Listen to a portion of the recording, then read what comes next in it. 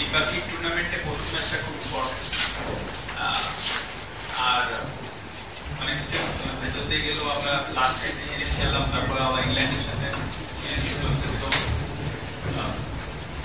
আমরা already fit আছি এবং আমরা প্রিপারেশন দিচ্ছি যেন ভালো খেলতে পারি। না, প্রথমত খেলার কথা কিছু বলা যায় না। তারপরে যদি বলেন যে যারা আছে তাদের ব্যাকআপ লাইন অনেক স্ট্রং, যারা এসেছে তারাও অনেক এক্সপিরিয়েন্স, আর আমাদের ডোমেস্টিক ক্রিকেটের যে কাঠামো সেটা অনেক স্ট্রং। তো যারা তারা ওয়েল পিছনে ভালো খেলেছে।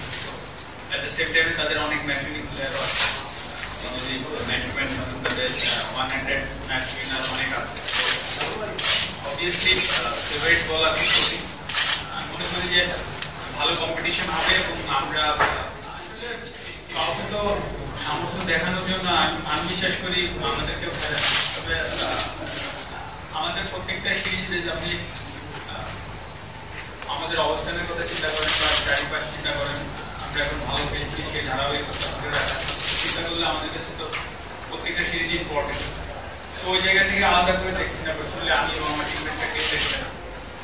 আর একটা নতুন সিরিজ, আমরা ভেরি এক্সাইটেড এবং সত্যিকার অর্থে যে আমরা যদি ভালো খেলি team and ECB obviously to come here and visit us, and obviously boys are very excited to play against England, and I am expecting that আপনি যদি দেখেন কয়েকটা জায়গা আছে আমাদের সবাই কিন্তু পিছনে বেশ মানে বেঞ্চটা অনেক হেভি। আপনি যদি ওটাকে দেখেন যেমন ওপেনিংয়ে পুশ করছে, তো এবং পেস বোলিং এর ডিপার্টমেন্টে যদি দেখেন আপনি সব জায়গায় সমান পাবেন না, বাট এই কয়েকটা জায়গা আছে যে আমাদের প্লেয়াররা খুব ভালো করছে এবং ইভেন যারা রিজার্ভে আছে কিন্তু যে ইনিংসটা খেলেছে আমরা হয়তো বা সরাসরি দেখতে পারিনি, বাট আউটস্ট্যান্ডিং একটা ইনিংস।